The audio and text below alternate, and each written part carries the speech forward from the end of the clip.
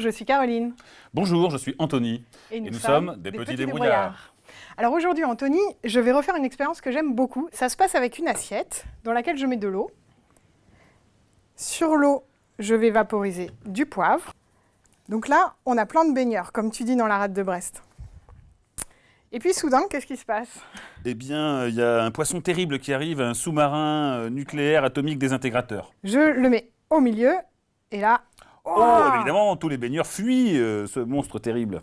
Alors dans cette histoire, c'est bien Anthony, mais qu'est-ce qui se passe scientifiquement? Ce qui se passe, c'est une histoire de tension superficielle de l'eau. Entre un liquide et l'air, il y a une sorte de pot, en fait, systématiquement entre l'huile et l'air, entre l'eau et l'air, etc. C'est ce qu'on appelle la surface, une tension de surface. En mettant du liquide vaisselle, qui comprend ce qu'on appelle des tensioactifs, ce sont les molécules qui lavent dans le liquide vaisselle.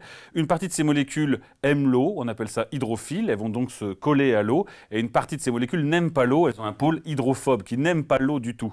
Donc en la mettant sur l'eau, ce qui s'est passé, c'est que ces molécules se répartissent en mettant le pôle hydrophile dans l'eau et le pôle hydrophobe en dehors de l'eau. Et donc elles se répartissent à la surface de l'eau, en se répartissant, elles chassent le poivre et l'éloignent sur les côtés. Mais du coup, je suis sûre qu'avec cette tension superficielle, on peut s'amuser à faire plein d'autres choses. Oui, voilà, donc j'ai préparé ici quelques cartouches d'encre. Ici, j'ai du noir, du turquoise.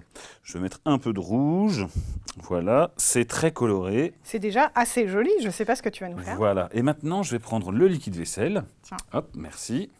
Et je vais verser une grosse goutte au milieu. Et regardez. Oh, ça c'est ce qu'on s'écarte. Pardon, c'est ce qu'on appelle l'expérience du lait psychédélique, en fait.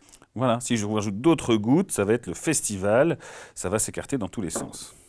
Qu'est-ce qui se passe alors? Parce que là, c'était avec du lait. Alors, en fait, je me suis posé la question de savoir comment ça fonctionne, ce qu'il y a à l'intérieur. Autant je comprends bien l'histoire du poivre et de la tension superficielle de l'eau, autant là, c'est un peu plus compliqué, puisque ce n'est pas de l'eau, c'est du lait. Et qu'est-ce que c'est que le lait? Dans le lait, il y a de l'eau, mais il y a aussi du gras, puisqu'on en fait du beurre. Bah oui. Dans le lait, il y a ce qu'on appelle des micro-gouttelettes de gras qui sont dispersées dans le lait. Et donc, ces micro-gouttelettes de gras, elles, peuvent être sympathiques pour le pôle hydrophobe du liquide vaisselle. Et la partie eau du lait, elle est bien pour le pôle hydrophile du liquide vaisselle. Donc, je ne sais pas ce qui se passe, ça se mélange. Bon, là, ça s'est arrêté de bouger, on peut rajouter quelques gouttes. Donc, je vous recommande d'essayer chez vous, de faire et de réfléchir. Et puis, chercher d'autres explications sur wikidébrouillard.org. Dans la rubrique jus de citron.